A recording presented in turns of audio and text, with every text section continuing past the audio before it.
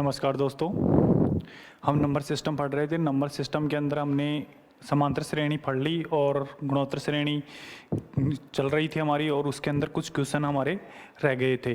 तो गुणोत्तर श्रेणी के अंदर हमने कल क्या क्या पढ़ा, पहले वो जान लेते हैं।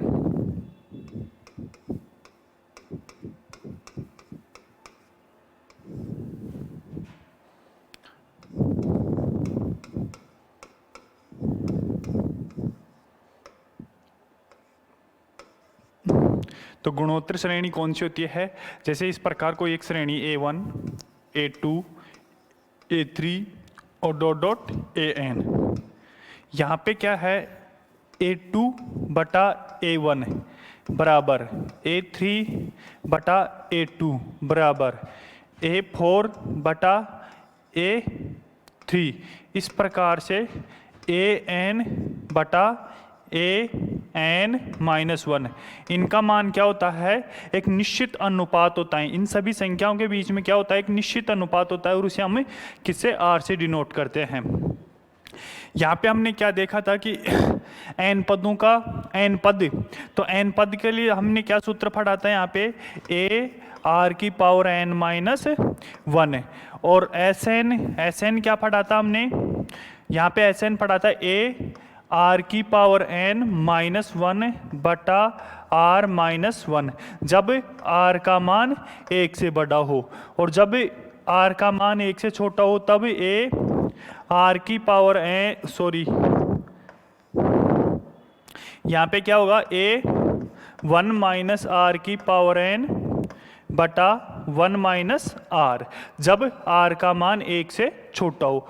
जब अनंत पदों का योग ज्ञात करना हो, कब? जब अनंत पदों का योग ज्ञात करना हो। अनंत पदों का योग कब ज्ञात कर सकते हैं? जब उनका अनुपात 1 से कम हो, तभी ही ज्ञात कर सकते हैं। जब उनका अनुपात 1 से अधिक हो तो उसका मान हम ज्ञात नहीं कर सकते। तो उसका सूत्र होता है a बटा 1 r, और यहाँ पे r क्या है? 1 से छोटा है।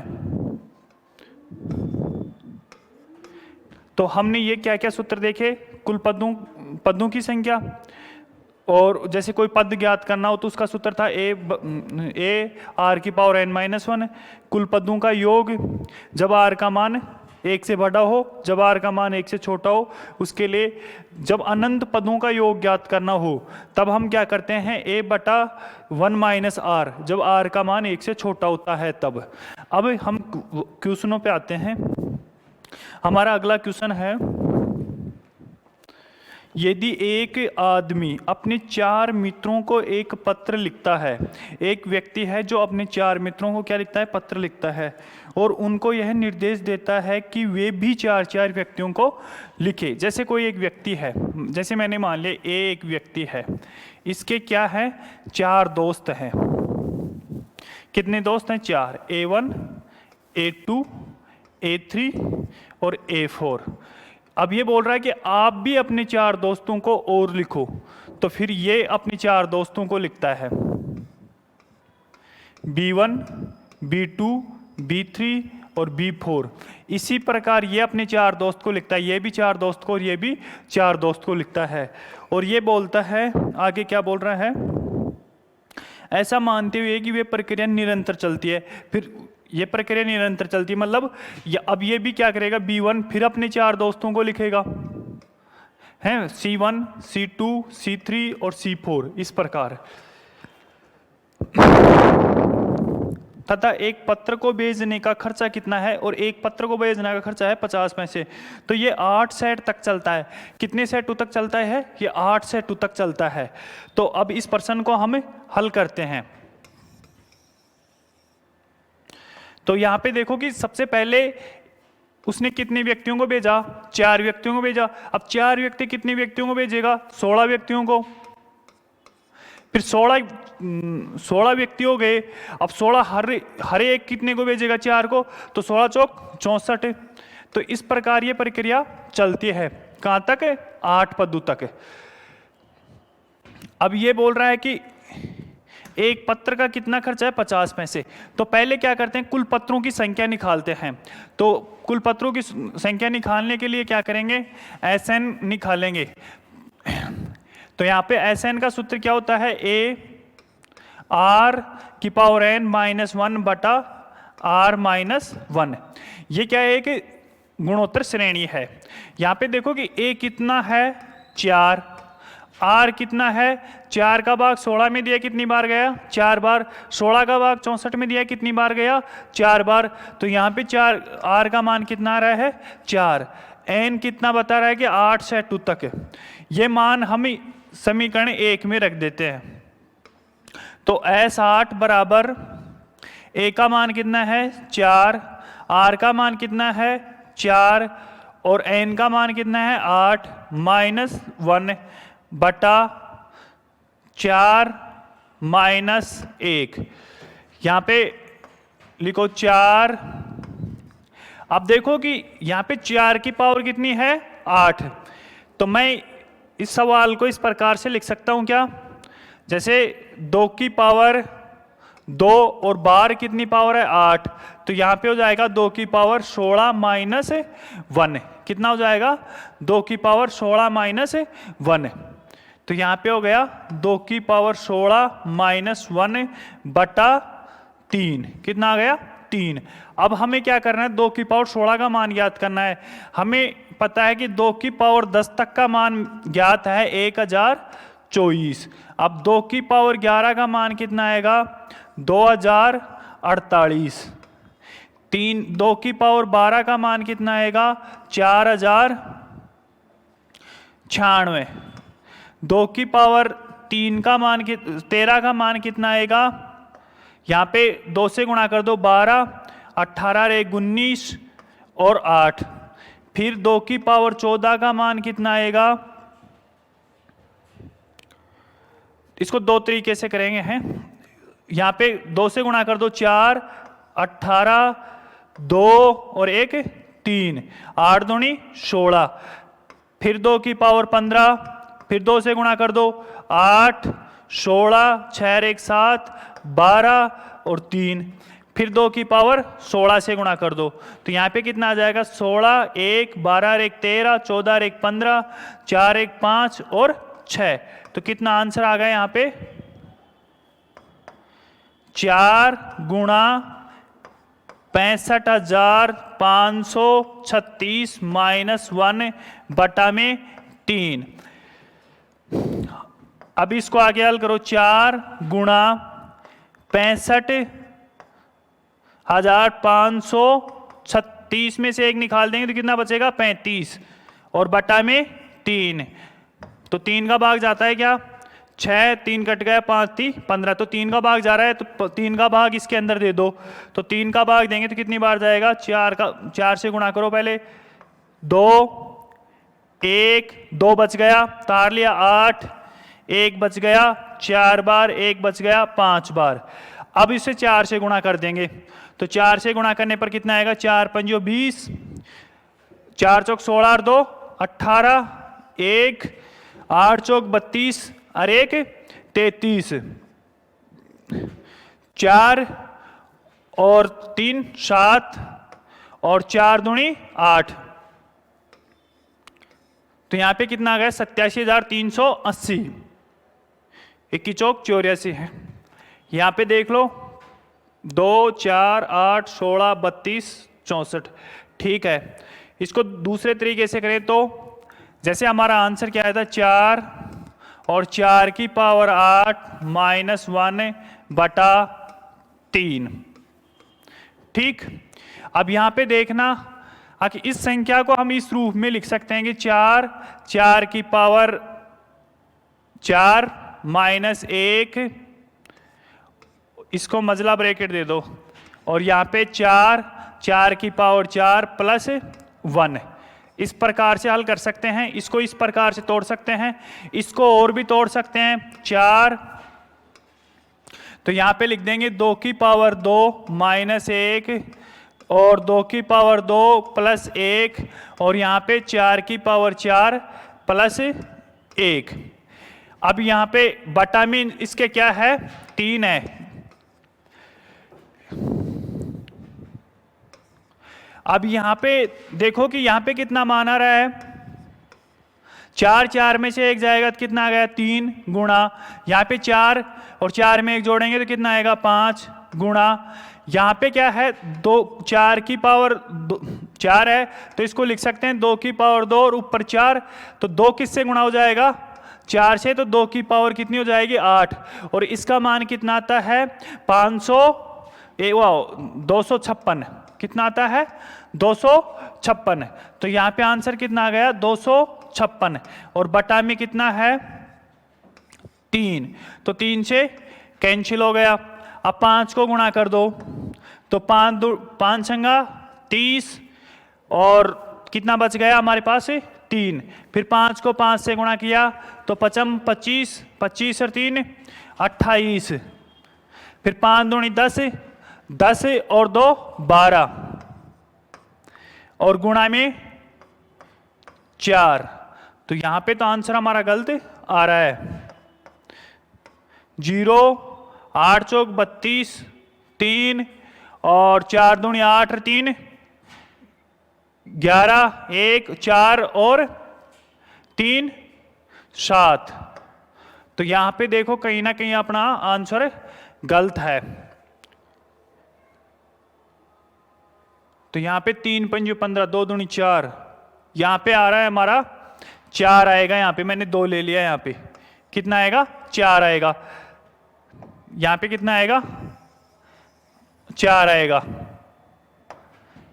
ठीक। तो यहां पे लिखो 4, तो कितना आया 4 चौक 16, 16 में से 1 कम करेंगे तो कितना आएगा 15, गुणा 17, गुणा यहां पे कितना आया था 256, तो ये था, एक और ये था, तो कितना हो गया 257 हो गया, यहां पे भी गलती कर दी, और बटा में 3, तो 3 से ये कट रहा है कितनी बार 5 बार। अब करो गुणा, पहले किसको गुणा करते हैं 17 से गुणा कर लेते हैं, तो यहां पे हो जाएगा 4 5 20 गुणा 17 से इसे गुणा करो, 17 5 85, 17 6 102, 17 7 119, तो यहां पे कितना आ गया 9, कितना बच गया शेष 11, 17 5 85, 11 जोड़ेंगे तो कितना हो जाएगा 96, कितना बच गया सेल का 9, और 17 दूना 34 और 9 43।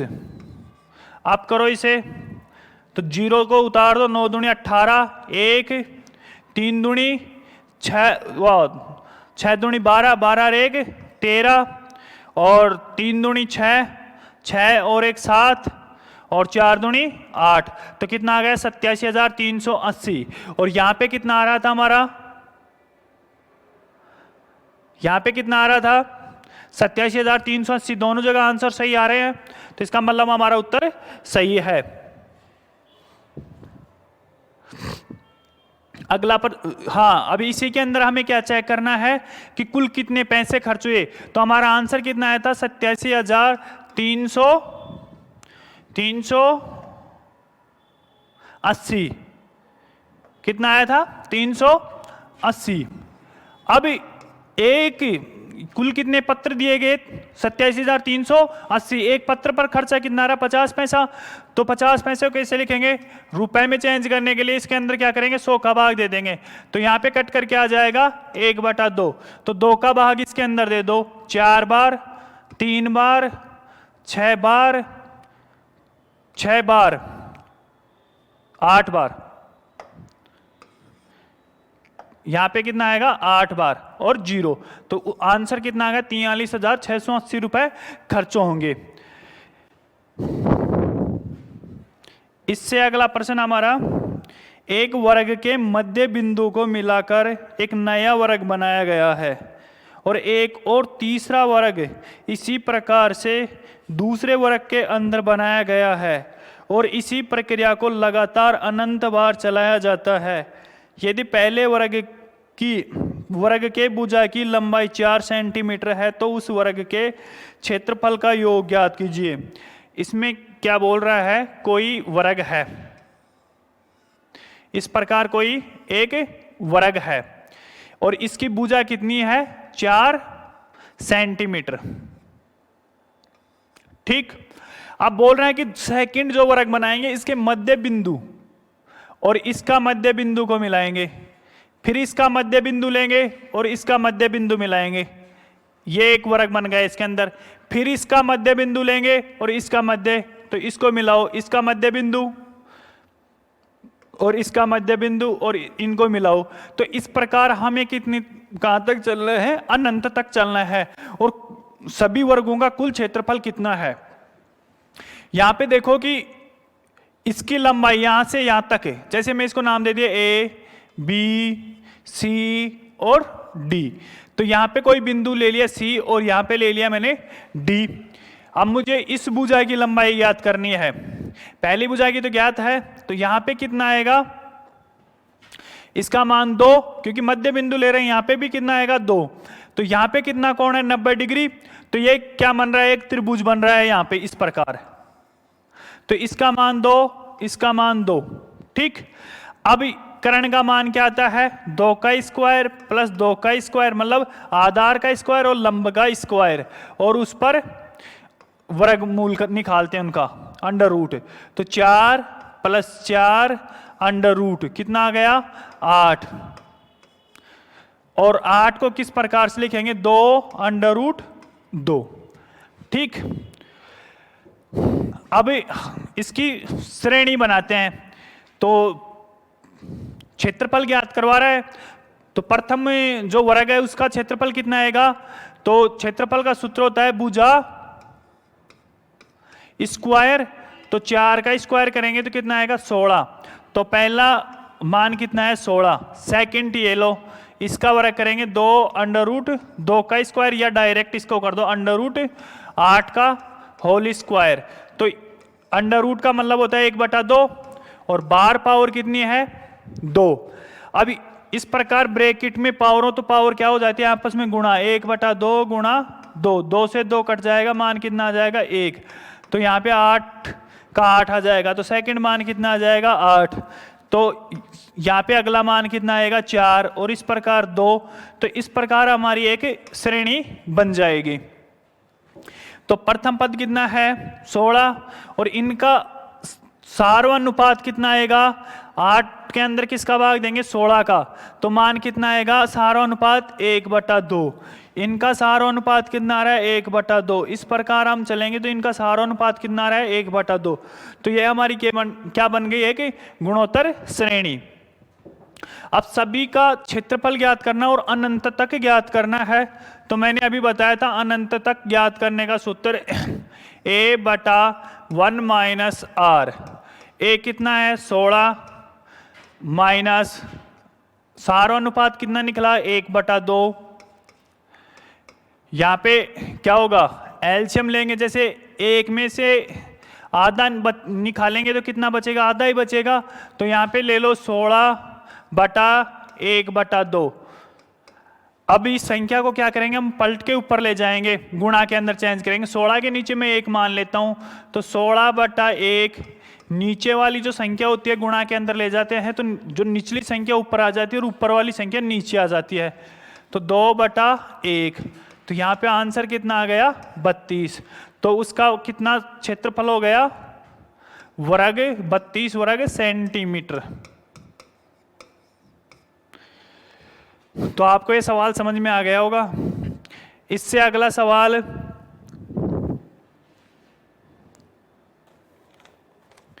यदि एक सतह से टकराने के बाद गेंद अपनी पिछली ऊंचाई का 4/5 ऊपर उड़ती है, मतलब कोई गेंद इस प्रकार है, जैसे मान लो कि कोई गेंद को हमने यहाँ से डाला और एक प्रेस है यहाँ पे, और इसकी मान लो गेंद कितनी ऊंचाई से डाल रहे हैं 5 मीटर से। कितनी ऊंचाई है 5 मीटर। तो ये क्या कहता है कि पहले वाली की कितनी उड़ती है 4/5, मतलब 5 मीटर, पहले 5 मीटर उछल रही होगी तो उसका कितना उछलेगी 4। तो यहाँ पे इससे गेंद क्या वापस उछलेगी, तो कितनी उछलेगी 4 मीटर। अब फिर यहाँ से वापस आएगी, फिर वापस इसका कितना उछलेगी 4 का 4 × 4/5 बराबर 16/5 मीटर। इस प्रकार गेंद क्या होती है उछलती है। अब हमें प्रश्न में दे रखा है कि उस गेंद को कितनी ऊंचाई से छोड़ रहा है 500 मीटर की ऊंचाई से। कितनी ऊंचाई से छोड़ रहा है 500 मीटर ऊंचाई से। तो सबसे पहले ये गेंद कि यहां कहां से छोड़ रहा है 500 मीटर, ये ऊंचाई कितनी है 500। जब इसको छोड़ा तो ये ऊंचाई कितनी कहां तक जाएगी, 400 मीटर। फिर ये गेंद वापस नीचे आएगी, फिर इसका कितना जाएगी वो 320। 400 का 4/5, 4/5 से गुणा कर लेंगे।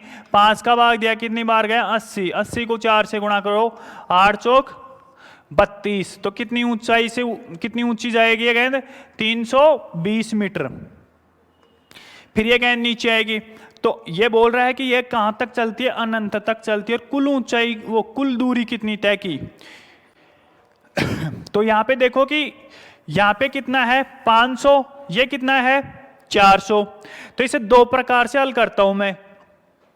इस 500 को छोड़ दो, प्लस यहां पे कितना, पहले ये गेंद कहां तक गई 400, फिर वापस वहां से नीचे आएगी तो कितनी तय करेगी 800।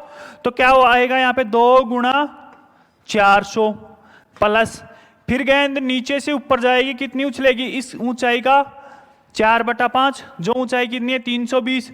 तो पहले कितनी ऊंचाई तय की 320, फिर वहां से वापस आ रही है तो कितनी दूरी तय करेगी 320।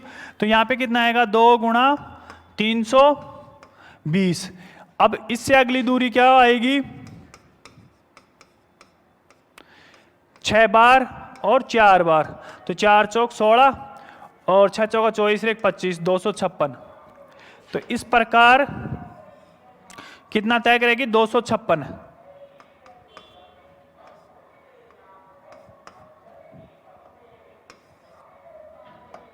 256 और अनंत तक चलेगी। अब यहां पे देखो कि 2 क्या कॉमन आ रहा है, कितना कॉमन आ रहा है 2 कॉमन आ रहा है। तो 2 को ले लो, फिर यहां पे कितना आ गया 400 प्लस 320 प्लस 256। और इस प्रकार कहां तक चल रही है, अनंत तक चल रही है। अब 400 का भाग 320 में दोगे तो क्या आएगा सारा अनुपात 4/5। फिर इसका इसमें भाग दोगे कितना आएगा 4/5, मतलब सारा अनुपात कितना आ जाएगा 4/5। हम इस श्रेणी का योग ज्ञात करेंगे। तो कहां तक चल रही है, अनंत तक। तो प्रथम मान कितना हो गया, इसका सूत्र क्या था a/1 माइनस r। तो a का मान कितना था 400, सारो अनुपात कितना है 1 माइनस 4/5। r का मान कितना था 4/5। 1 में से 4/5 निकालेंगे तो कितना आएगा 1/5। नहीं निकालना आता है तो मैं बता देता हूं, यहाँ पे 1 में से 4/5 जाएगा तो इसके नीचे भी 1 मान लो। एलसीएम कितना आ रहा है 5।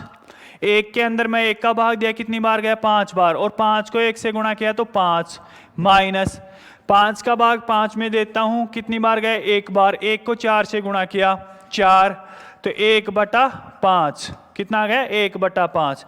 तो 400/1/5। ये संख्या पलट के आएगी तो ऊपर क्या हो जाएगी 400 गुणा 5/1, और गुणा करने पर क्या आ जाएगा हमारा 2000। तो इसका आंसर कितना आ गया हमारे पास 2000।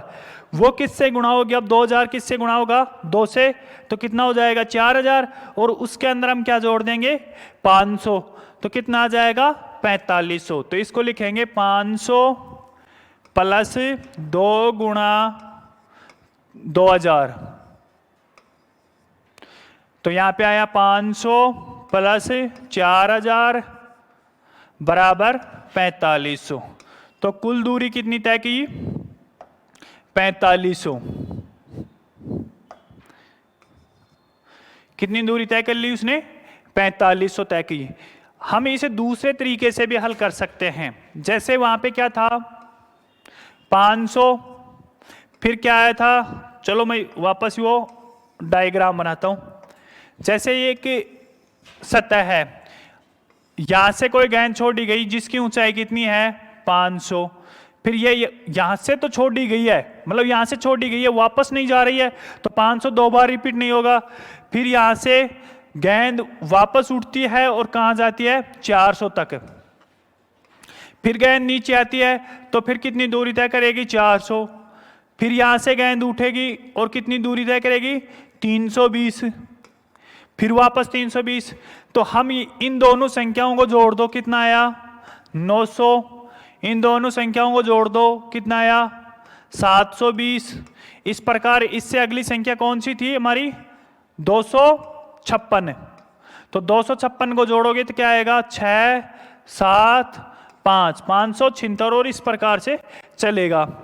तो यहाँ पे अनुपात देखो 720 के अंदर मैं किसका भाग देता हूं 900 का, तो 0 से 0 कैंसिल, 9 का भाग ऊपर नीचे जा रहा है 8 बार और 10 बार, तो यहाँ पे क्या आ गया 4/5।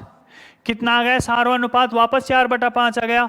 अब इस 320 का 576 के अंदर भाग दोगे तो यहाँ पे भी सारो अंतर कितना आएगा 4/5। तो यहाँ पे देखो Sn इनफाइनाइट, प्रथम पद a 1 माइनस आर, तो प्रथम पद कितना है 900, 1 माइनस आर अंतर वो ही आएगा 4/5। तो यहाँ पे लिखेंगे 900 माइनस निकालने पर कितना है 1/5, और 900 ये संख्या क्या हो जाएगी जो बटा में है वो क्या हो जाएगी नीचे पलट कर ऊपर चली जाएगी। तो यहाँ पे आ गया 5 गुणा में नीचे बटा में 1, तो 9 पंजो 45। तो यहाँ पे आंसर कितना आ गया हमारा 4500 ही। तो दोनों के अंदर आंसर सेम आएगा। आपको जो अच्छा लगे जो कम टाइम लगे उससे आप सवाल हल कर लेना।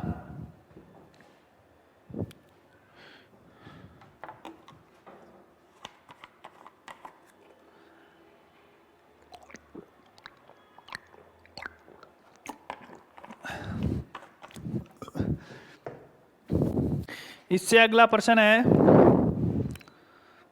यदि एक सतह से टकराने के बाद गेंद अपनी पिछली ऊंचाई का 2/3, वो पिछली ऊंचाई का कितना कर रही है 2/3, मतलब जितना गेंद पिछली ऊंचाई का वो करती है उतना ही उसका क्या होता है सारो अनुपात होता है। पिछली गेंद का कितनी ऊंचाई तय करती है 2/3, तो मतलब उसका क्या है एक सारो अनुपात है। और कुल ऊंचाई कितनी दे रखी है इसमें 810 मीटर, कितनी दे रखी है 810 मीटर। कुल ऊंचाई कितनी दे दी इसने 810 मीटर। अब इसको निकालने का तरीका डायरेक्ट क्या है, सारो अनुपात हमें दे दिया, अब हम क्या निकालना चाहिए ए, तो ए क्या करेंगे 810 का सेकंड ऊंचाई कितनी तय करेगी, तो 3 का भाग कितनी बार जा रहा है 27, 270, तो यहां पे तय कितना कर रहा है 540।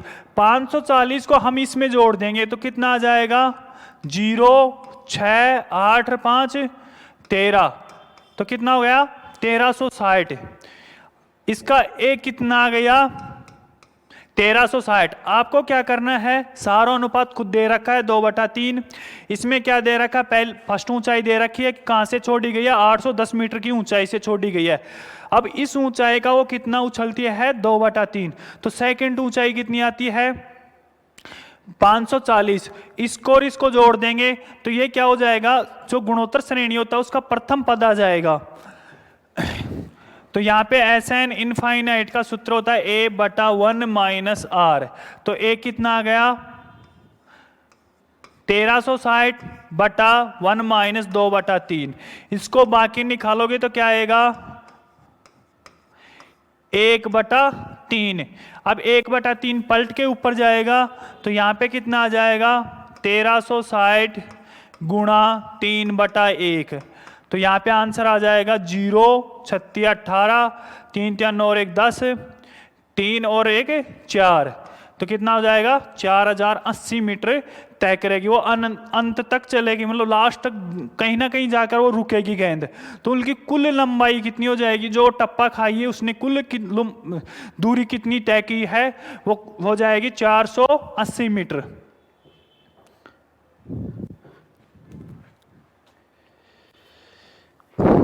इससे अगला प्रश्न हमारा, कोई संख्या इस प्रकार दे रखा है 36 और इसकी पावर है 1/2 प्लस 1/4 प्लस 1/8 और इस प्रकार ये चल रही, इसका कुल मान ज्ञात करो।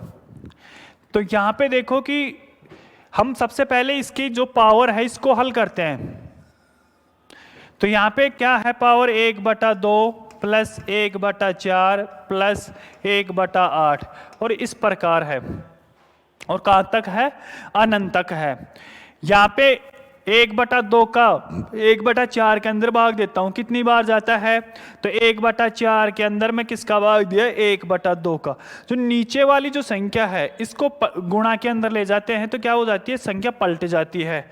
तो यहाँ पे क्या आएगा? 1/4 गुणा 2/1। तो 2 से 2 काट दिया, यहाँ पे कितना आएगा? 1/2।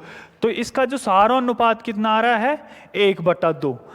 और हमारा सूत्र क्या था? अनंतक संख्याओं का योग ज्ञात करने का, कि अनंतक कब ज्ञात कर सकते हैं? जब उसका 1 से कम हो। तो r का मान कितना है? 1 से कम है।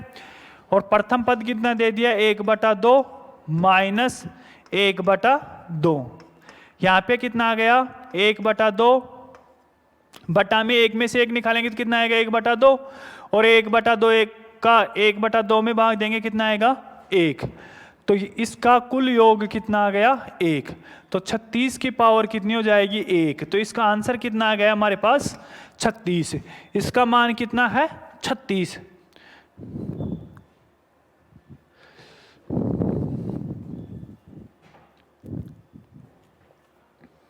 एक श्रेणी दे रखी है 9 प्लस 99 प्लस 999 प्लस 9999 और वो कहाँ तक चल रही है? n पदों का योग। क्या कर रहा है? n पदों का योग। देखो इसके अंदर 999 में से 9 निकालो, कितना आ रहा है? 90। इसको इसमें से निकालो, कितना आ रहा है? 900।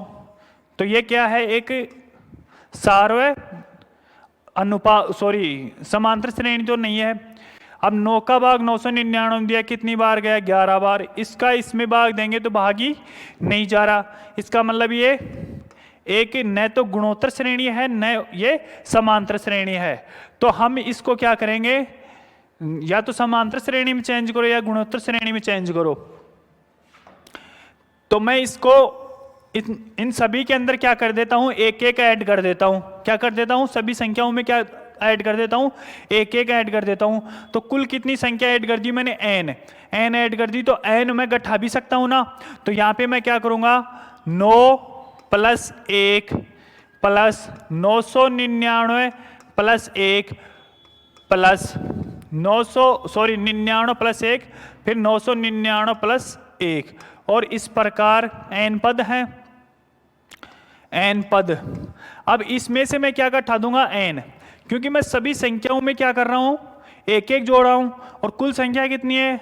n। तो यहां पे कितना मैंने जोड़ दिया? n जोड़ दिया। तो n घटाऊं भी गा, क्योंकि मेरे मन से जोड़ रहा हूं।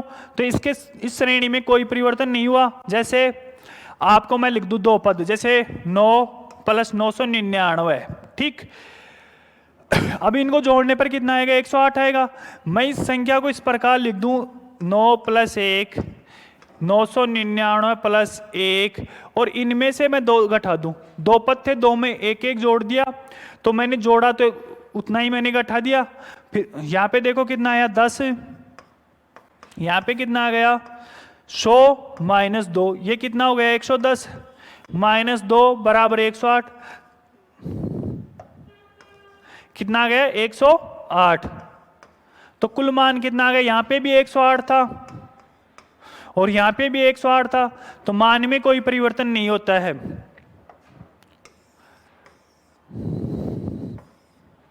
अब यहाँ पे देखो ये मान कितना हो जाएगा? 10। ये मान कितना हो गया? 100। ये मान कितना हो गया? 1000 और इस प्रकार से चलता रहेगा। और माइनस का n।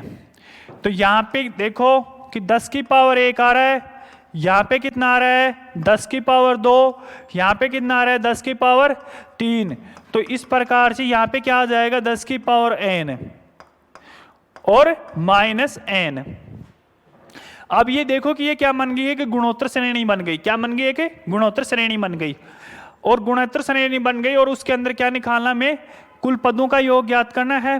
तो प्रथम पद हमें दे रखा है, अब क्या निकालना हमें, सार्वंतर। तो सार्वंतर क्या कैसे निकालते हैं, 10 का भाग किस में देंगे, 100 में, तो कितना आया 10 बार गया। फिर इस संख्या का इसमें भाग देंगे, कितना आया 10। तो सभी के जगह क्या आ रहा है, समान सारोनुपात आ रहा है।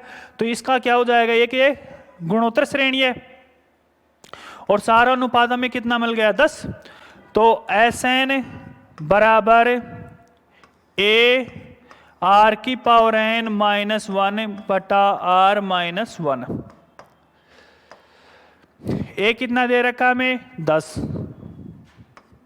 सारोनुपात कितना है 10 और उसकी पावर n माइनस 1 बटा 10 माइनस 1।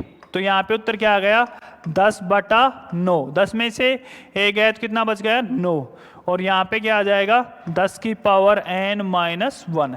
तो इस श्रेणी का योग कितना आ गया 10 बटा 9 ब्रैकेट 10 की पावर n माइनस 1। अब इसमें से हमें क्या घटाना और n, तो हमारा आंसर क्या आ जाएगा 10 बटा 9 10 की पावर n माइनस 1 और n, यह हमारा आंसर आ गया। तो इन सभी इस श्रेणी का कुल योग कितना है 10 बटा 9 ब्रैकेट 10 की power n minus bracket minus n।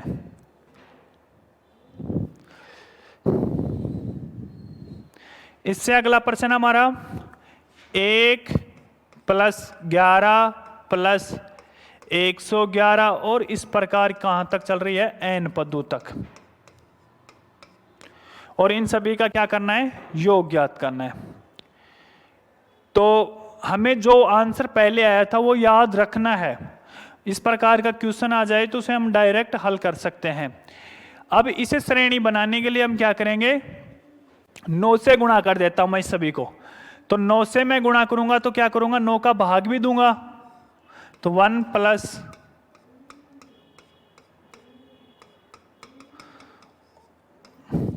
तो 9 से गुणा किया 9 99 999 प्लस और n पद। अब इसका आंसर अभी हमने निकाला, क्या आया था 10 बटा 9 10 की power n minus 1 bracket minus n। ठीक, अब ये 9 किससे गुणा हो जाएगा निचले 9 से, तो क्या आ जाएगा 10 बटा 81 और 10 की power n minus 1 bracket minus, ये n बार है। ठीक, इसको मिटा देता हूं।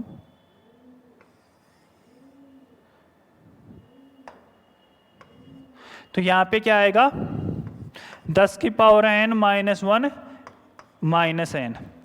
ठीक, और बार का n है जो इससे गुणा होगा तो यहां पे बटा में क्या आ जाएगा इसके 9 आ जाएगा। तो ये आंसर किसका आ गया इस श्रेणी का। इसी प्रकार एक अगली श्रेणी जैसे 4 44 444 और इस प्रकार कोई श्रेणी हो तो आप इसमें क्या करोगे 4 कॉमन लोगे, 4 कॉमन ले लिया, अब क्या बचा 1 प्लस 11 प्लस 111 प्लस और इस प्रकार। अब यहां पे देखो ये इसका मान अभी हमने निकाला था, लेकिन हम इसमें क्या करेंगे 9 से ऊपर गुणा करेंगे, 9 का भाग देंगे और 999 का जो आंसर आया था वो रखना है हमें। तो यहां पे आ जाएगा 4 बटा 9 और आंसर क्या था हमारा 10 बटा 9 10 की पावर n माइनस 1 और माइनस n। इस प्रकार से इसका आंसर कोई भी संख्या हो, जैसे अब यहाँ पे कितने आ जाए 7 प्लस 77 प्लस 777, इस प्रकार कोई भी श्रेणी आ जाए तो इसमें क्या करेंगे 7 कॉमन ले लेंगे और ऊपर नीचे क्या करते हैं 9 से गुणा करते हैं तो नीचे 9 ले लेंगे और यहाँ पे आंसर क्या आ जाएगा 10 बटा 9 और 10 की power n minus 1 minus n। इस प्रकार हम किसी भी श्रेणी का मान, इस प्रकार की कोई श्रेणी हो तो उसका मान निकाल सकते हैं।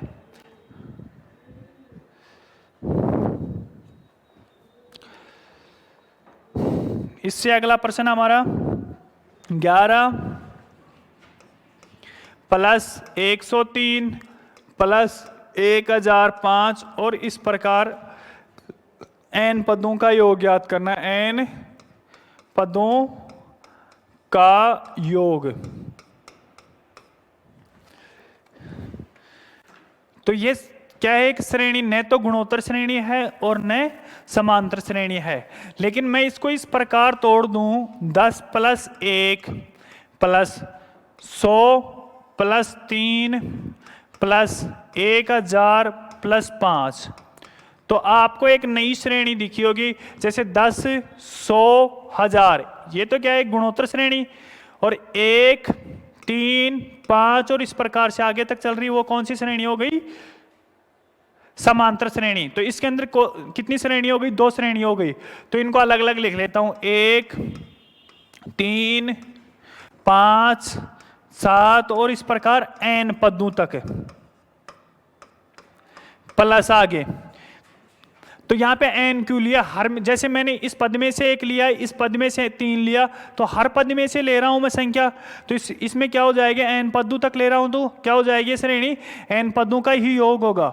इससे आगे जैसे 100, 10, 100, 1000 और इस प्रकार n पदों तक।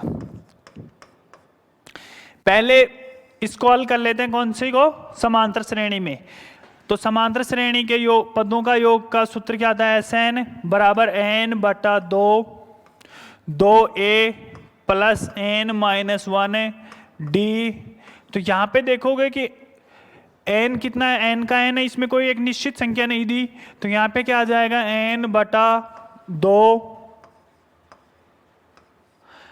a का मान कितना है 1, तो 2 गुणा 1 प्लस इनके अंदर अंतर कितना आ रहा है, 3 में से 1 गया तो कितना है 2, 5 में से 3 गया कितना है 2, 7 में से 5 गया कितना है 2, तो सारा अंतर कितना है 2। तो यहां पे क्या आ जाएगा, 2 ब्रैकेट n माइनस 1। इसको हल करते हैं, तो 2 का भाग जा रहा है इसमें, 2 से ये भी कट रहा है और 2 से ये भी कट रहा है, तो क्या बचेगा, n bracket 1 minus n plus 1। ये माइनस का चिन्ह इस n से गुणा हुआ है तो क्या हो गया माइनस, और इस माइनस से माइनस को माइनस से गुणा किया तो क्या हो गया प्लस। तो माइनस को माइनस से कैंसिल करेंगे तो क्या आ जाएगा, ये प्लस का है और ये सॉरी ये भी प्लस का है, ये भी प्लस का, तो इसमें क्या आ गया 2, यहां पे हाँ यहाँ पे प्लस का चिन्ह है, मैं माइनस लगा दिया वहाँ पे, तो वहाँ पे क्या है प्लस का चिन्ह है। तो इसको इस प्रकार लिखेंगे, n1 प्लस n माइनस 1। तो यहाँ पे माइनस माइनस कैंसिल होंगे, यहाँ पे उत्तर आएगा n स्क्वायर। कितना आया, n स्क्वायर। और कभी भी विषम संख्याओं का योग क्या आता है, n स्क्वायर आता है। जैसे यहाँ पे क्या है, विषम संख्या है 1, 3, 5, 7, 9, 11 इस प्रकार ये संख्या है, तो विषम संख्याओं का योग क्या आता है, n स्क्वायर। अब इस श्रेणी का योग ज्ञात करते हैं, तो यहाँ पे है Sn बराबर a r की पावर n माइनस 1 बटा r माइनस 1। तो यहाँ पे प्रथम पद कितना है 10, सारा अनुपात कितना आ रहा है 10, तो 10 की पावर n माइनस 1 बटा 10 माइनस 1। तो इसका आंसर कितना आ गया 10 और 10 की पावर n माइनस 1 बटा 9। कितना आ गया 9, बटा में कितना आ गया 9। तो यह आंसर किसका आ गया, इस श्रेणी का। अब इन दोनों संख्याओं को जोड़ देते हैं, तो यहां पे आंसर क्या आया हमारा, n स्क्वायर प्लस 10 बटा 9 और 10 की पावर n माइनस 1। यह हमारा क्या आ गया, आंसर आ गया इस श्रेणी का।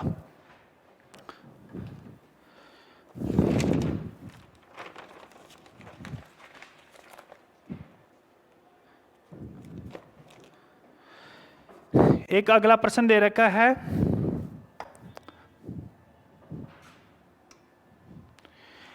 T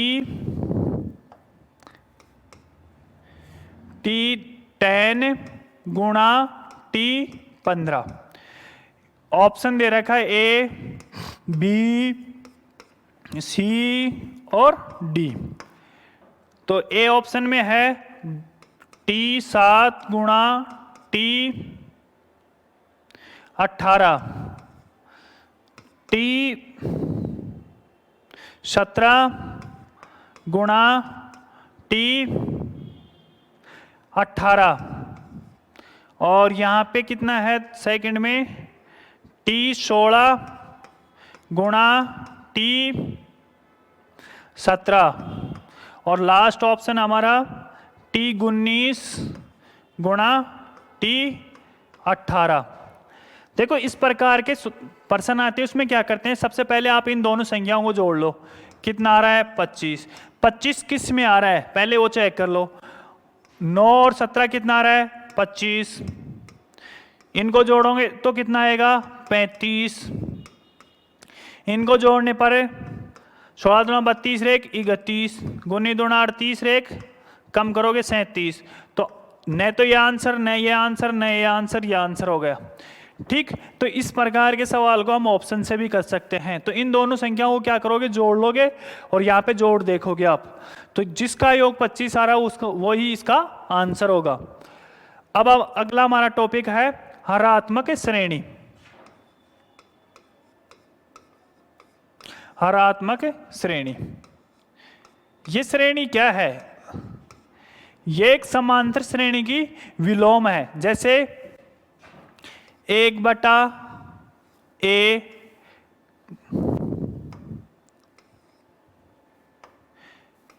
1/a plus D, 1/a plus 2d, 1/a plus 3d, और इस प्रकार से a प्लस n-1d। ठीक, तो यहां पे देखोगे इस श्रेणी को उतारो नीचे, जो है a plus D, a plus 2d, a plus 3d, और इस प्रकार a प्लस n-1d। तो ये क्या है, एक समांतर श्रेणी है। और समांतर श्रेणी जब किसी संख्या के नीचे, मतलब यहाँ पे विलोम में आ रही है, तो वो क्या बन जाती है कि हरात्मक श्रेणी बन जाती है। क्या बन जाती है, हरात्मक श्रेणी बन जाती है। तो इसका जो भी सवाल हल करेंगे हम, उसमें क्या करते हैं, जैसे हमने कोई n पद ज्ञात करना है, an पद ज्ञात करना है, तो पहले क्या करेंगे हम, समांतर श्रेणी का n पद ज्ञात करेंगे। तो उसका मान क्या आएगा, a प्लस n-d। अब बताओ हरात्मक श्रेणी का n पद कौन सा होगा, तो हम लिख देंगे उसको बटा में लिख देंगे a प्लस n-1d। इस प्रकार हम लिख देंगे। अब इनके क्या कर लेते हैं, हम प्रश्न कर लेते हैं। तो आपको समझ में आ गया होगा, हरात्मक श्रेणी एक क्या है, समांतर श्रेणी है, बस उसका नीचे लिख देते हैं हम। उसको क्या करते हैं, एक के अपॉन में लिख देते हैं उन सभी को, समांतर श्रेणी को। तो पहला प्रश्न हमारा 1/3, 1/6, 1/9 और इस प्रकार से है। और इसमें 10वां पद ज्ञात करना है। हमें कौन सा पद ज्ञात करना है, 10वां पद।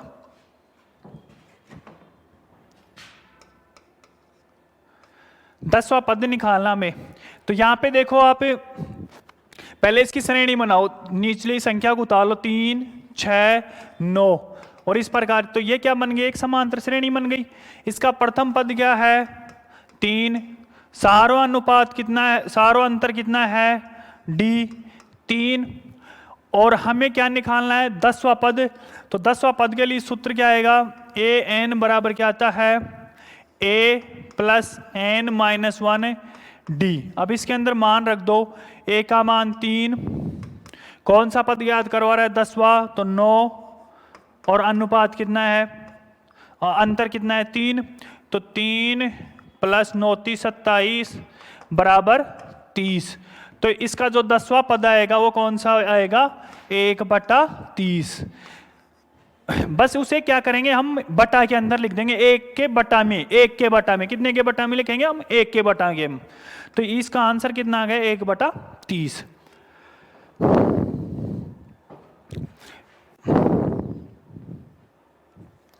इससे अगला प्रश्न है 1/4, 1/9, 1/14 और बोल रहा है कि 8वां पद ज्ञात करें। तो मैं अब इतना नहीं लिखूंगा, अब मैं डायरेक्ट ही फास्ट करूंगा। जैसे इसका a कितना है 4, अनुपात कितना है 5, मुझे कौन सा पद निकालना है, 8वां पद निकालना है। प्रथम पद कितना है 4 और n-1, तो यहाँ पे आएगा 7 गुणा 5, कितना आ गया 4 + 7 = 35, तो कितना आ गया 39। तो इसका 8वां जो पद होगा 1/39 होगा। कितना होगा 1/39। तो इस प्रकार के क्वेश्चन आप कर सकते हो।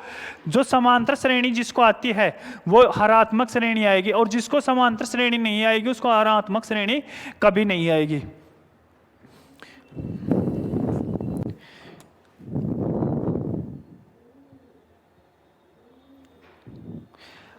अभी इनमें क्या होता है, माध्य। हम इनमें माध्य और चेक करते हैं। जैसे माध्य किसे कहते हैं, तो माध्य में क्या करते हैं हम, कौन कौन सा माध्य पढ़ेंगे, समांतर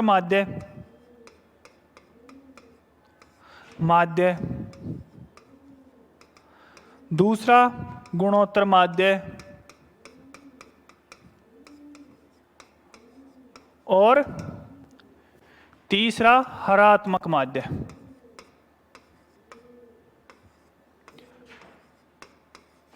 जैसे कोई दो संख्या ले ली a और b, क्या ले ली, a और b।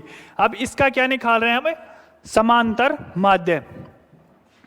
कोई दो संख्या है a और b, तो क्या करेंगे a + b/2, ये क्या हो गया हमारा, एक समांतर माध्य हो गया। गुणोत्तर माध्य के अंदर क्या करते हैं, हम a और b को क्या करते हैं, गुणा करेंगे और उस पर क्या करेंगे, अंडर-रूट लगाएंगे। क्या करेंगे, अंडर-रूट लगाएंगे। हरात्मक माध्य में क्या करेंगे, कितनी संख्या है 2, तो 2 को क्या करेंगे हम ऊपर लिखेंगे और जो संख्या है उसको नीचे लिखेंगे, 1/a + 1/b, इस प्रकार। अभी ये तो क्या आ गया, AP कितना आया, a + b/2, GP कितना आया, √AB। मैं इसको हल करता हूं, यहां पे एलसीएम कितना आ रहा है, AB, कितना आ रहा है AB, तो a का भाग दूंगा तो क्या आएगा b को 1 से गुणा करूंगा तो क्या आएगा b, प्लस b का भाग इसमें दिया कितनी बार गया, a बार, a को a से गुणा करूंगा तो कितना आएगा a। ये संख्या क्या हो जाएगी, पलट कर ऊपर चली जाएगी तो क्या आ जाएगा 2AB/a + b, इसको कहते हैं हरात्मक HP। तो इसका मान क्या आया, 2AB/a + b। अब इनके बीच में क्या करते हैं, रिलेशन बनाते हैं। क्या करते हैं, रिलेशन बनाते हैं। AP को और HP को क्या करते हैं, गुणा करते हैं। क्या करेंगे, AP को और HP को गुणा करते हैं।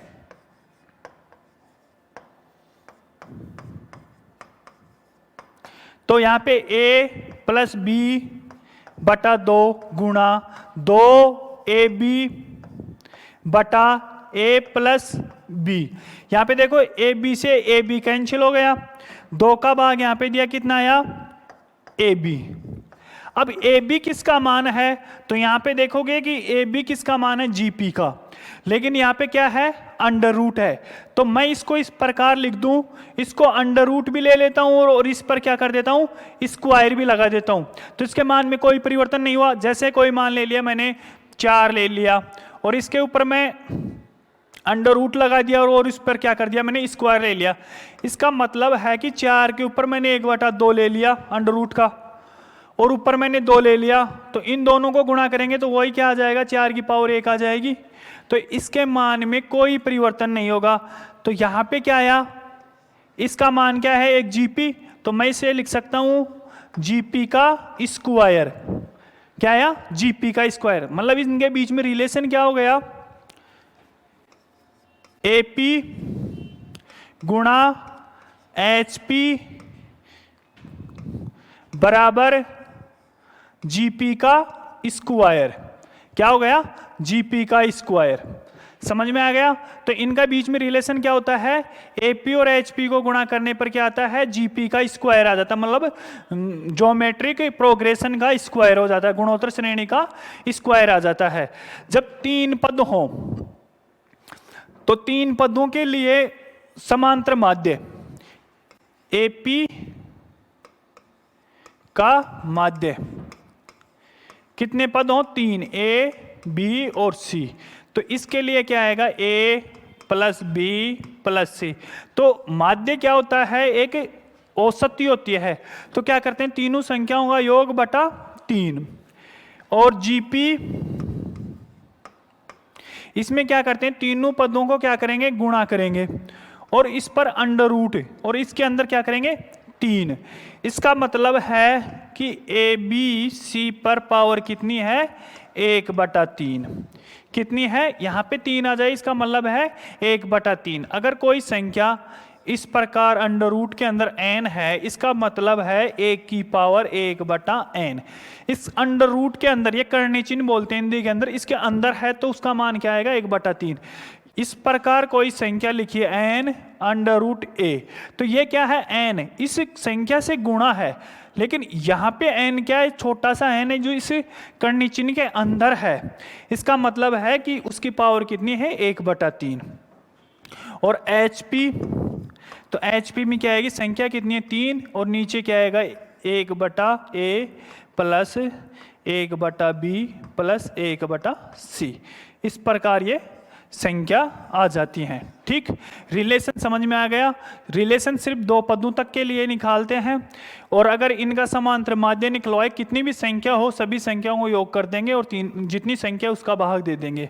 इसमें क्या करते हैं? सभी संख्याओं को गुणा कर देते हैं और उसमें जितनी संख्या है उसे करनी चिन्ह के अंदर लिख देते हैं, या पावर में उसको बट्टा के अंदर लिखते हैं। जैसे 5 पद हैं तो 1/5, 6 पद हैं 1/6, और यहाँ पे क्या करेंगे? जितने पद हैं ऊपर लिखेंगे और उन सभी को नीचे ऐड कर देंगे। तो ये क्या आ जाएगा? हमारा HP। तो हमारा आज के लिए यहाँ पे हमने कंप्लीट कर लिया, कौन कौन सी समांतर श्रेणी कर ली, गुणोत्तर श्रेणी कर ली और हरात्मक श्रेणी। हम अगला टॉपिक पढ़ेंगे हम लॉगरिथम। आज के लिए इतना ही। Thank you.